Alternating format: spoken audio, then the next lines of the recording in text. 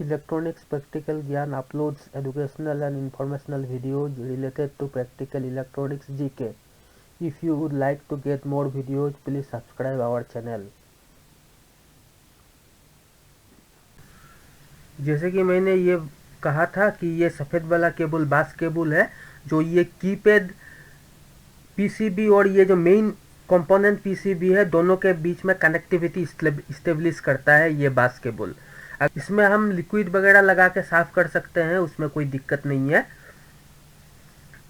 और ये वाला हुआ स्लाइडिंग स्विच, ये वॉल्यूम के लिए, रिंगिंग वॉल्यूम के लिए स्लाइडिंग स्विच है। और ये टोन और पल्स मोड, जो टेलीफोन किसी को बात करने के लिए जब हम डायल करते हैं तो लैंडलाइन टेलीफोन इंस्ट्रूमेंट को दो पोजीशन में से कोई भी एक पोजीशन में रखकर हम डायल कर सकते हैं। एक होता है टोन मोड, एक होता है पल्स मोड।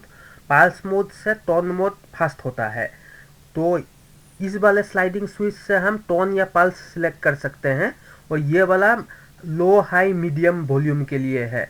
अगर वॉल्यूम हमें ज़्यादा चाहिए तो हाई में रखना है, कम चाहिए तो मीडियम में, और उससे भी कम चाहिए तो लो में रखना है।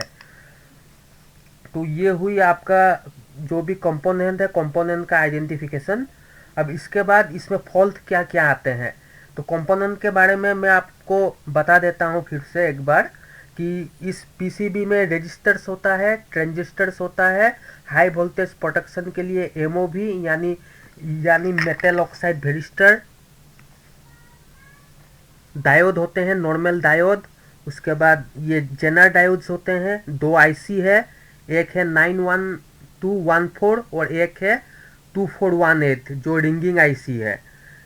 उसके बाद कंडेंसर्स होते हैं। उसके बाद ऑसिलेटर होता है एक जो 14 पिन का जो 91214 आईसी है, उसके बगल में एक ऑसिलेटर होता है फ्रीक्वेंसी जनरेट करने के लिए। उसके बाद ये क्रेडल स्विच या टेलीफोन रीसेट स्विच या हुक स्विच होता है। उसके बाद RJ6 जैक होता है। उसके बाद RJ10 जैक होता है। ये बजर होता है, बास केबल होता है, और ये स्लाइडिंग स्विचेस दो होते हैं। तो और इसमें अभी क्या क्या फॉल्ट आते हैं, फॉल्ट के बारे में मैं बताता हूँ। फॉल्ट ये आते हैं, और ये हुआ कॉइल कोड।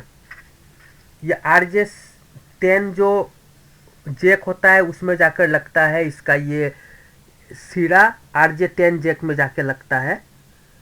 इसे हम कॉइल कोड बोलकर कहते हैं। और ये हुआ हैंडसेट। ये हैंडसेट को जब खोलेंगे तब हमें इसके अंदर में एक स्पीकर और एक माइक्रोफोन दिखाई पड़ेगा। स्पीकर होता है जो सामने वाला जो हमें बोलता है वो हम स्पीकर के सहारे सुनते हैं, और हम जो बोलते हैं सामने वाले को वो हमारी आवाज़ माइक्रोफोन पिकअप करता है, उसे इलेक्ट्रिकल सिग्नल में कन्वर्ट करके सामने वाले को सुनाई पड़ता है।